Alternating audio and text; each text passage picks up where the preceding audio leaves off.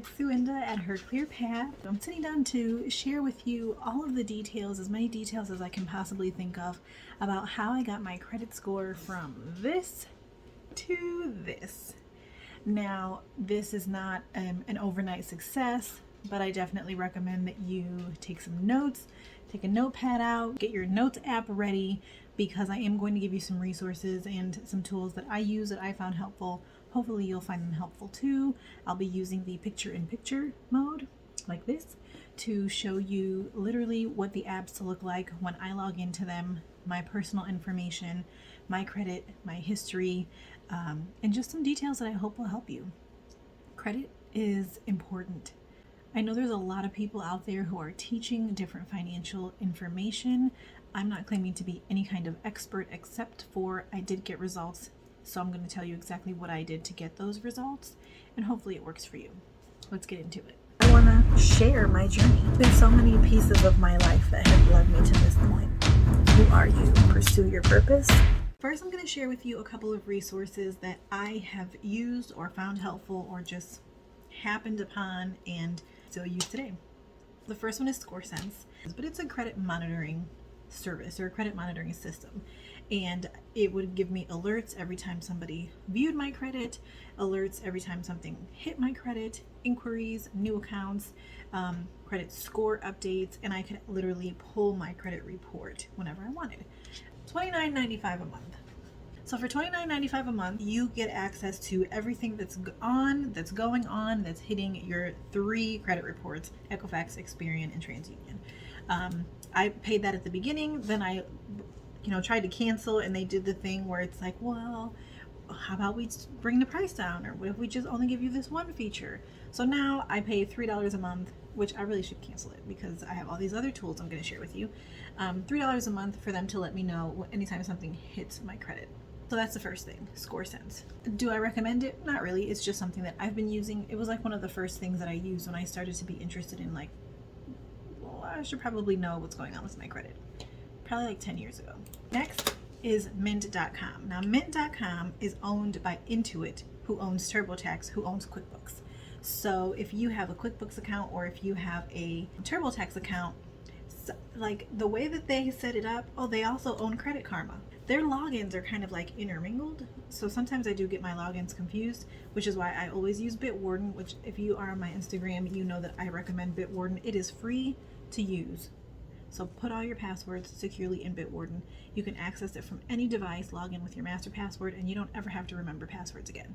And it also helps you generate new passwords for those times where every 90 days you have to update your password. Like, Bitwarden will handle that for you. Anyway, Mint.com. Mint.com is free to use, and literally I've been using Mint for probably a decade now. You link all of your accounts, bank accounts, credit accounts, anything you owe, mortgage, car payment, literally anything. You link it into Mint.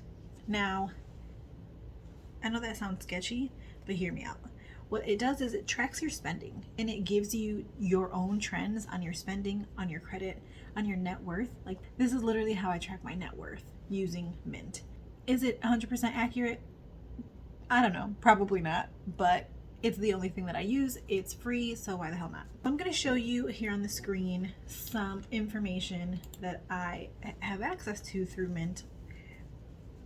And what I really like about it is that it gives you a snapshot of your own, like, money. Sometimes, like, it's hard to see your own money or like have a good grasp of what you're spending on or what you're doing, especially if you're just writing it down, like, just budgeting on one sheet of paper.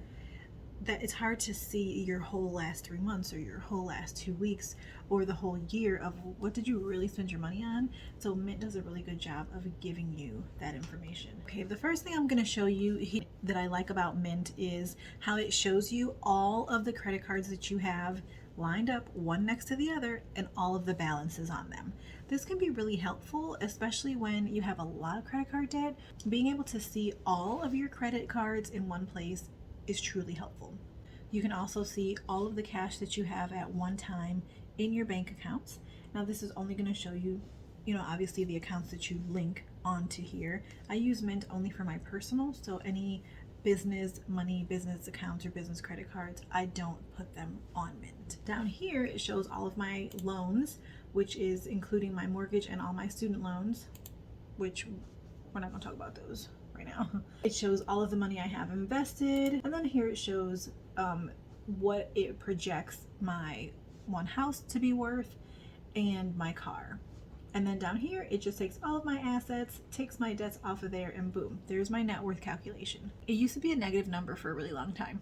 I would say probably the reason why it's a positive number is only because my house has like doubled in value.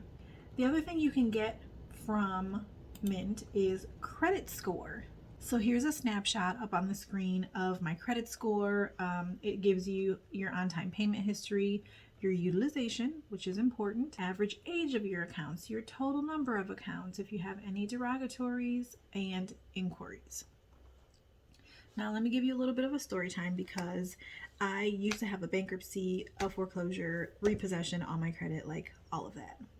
When I first got married, we charged up everything. And then when we got divorced, we had to give it all back. I'm going to say luckily, because I do feel fortunate that that was really, really early in my 20s, and it was more than 10 years ago. And after 7 years, things like that fall off of your credit, or you can request that they be removed.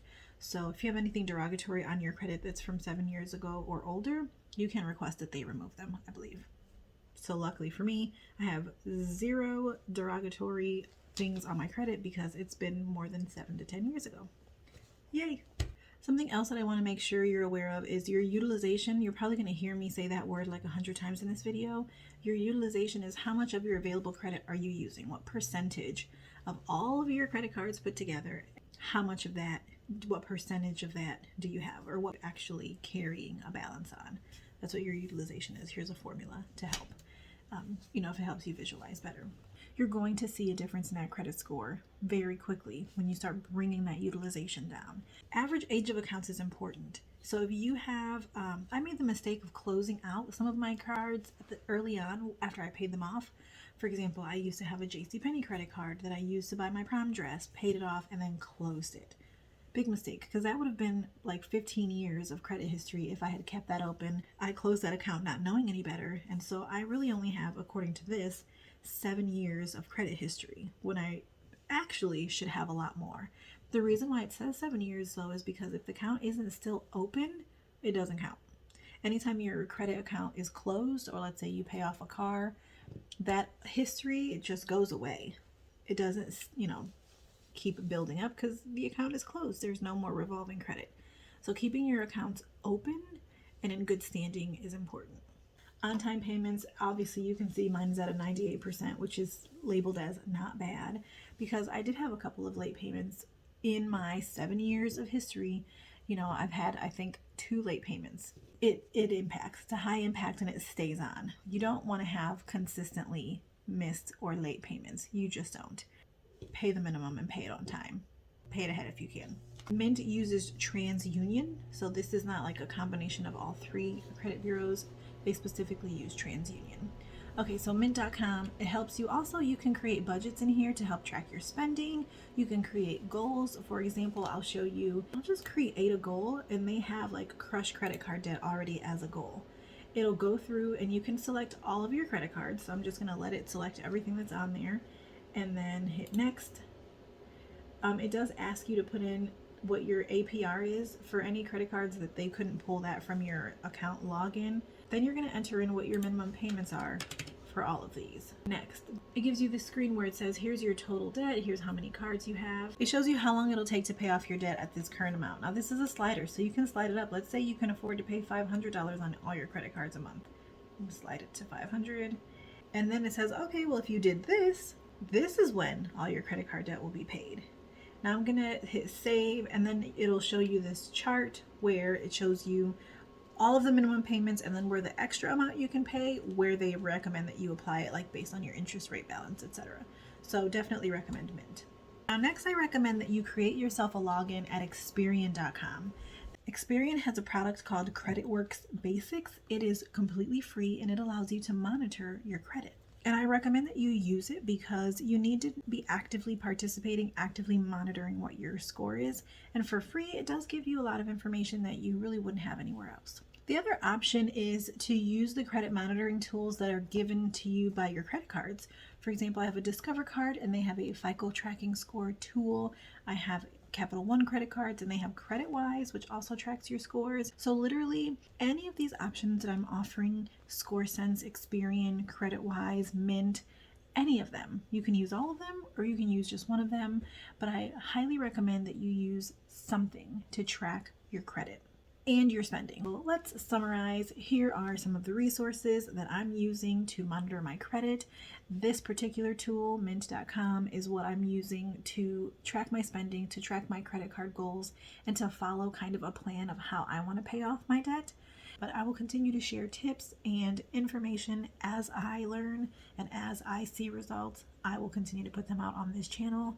If you watched this far, thank you so much for being here. I always appreciate that you're here, that you're watching, and that you're supporting. Follow me on TikTok, Instagram, here at Her Clear Path, and I'll see you on the next one. Make sure to turn on post notifications so that you get reminded when I upload my next video, which is going to be a part 2 on how to increase your credit score.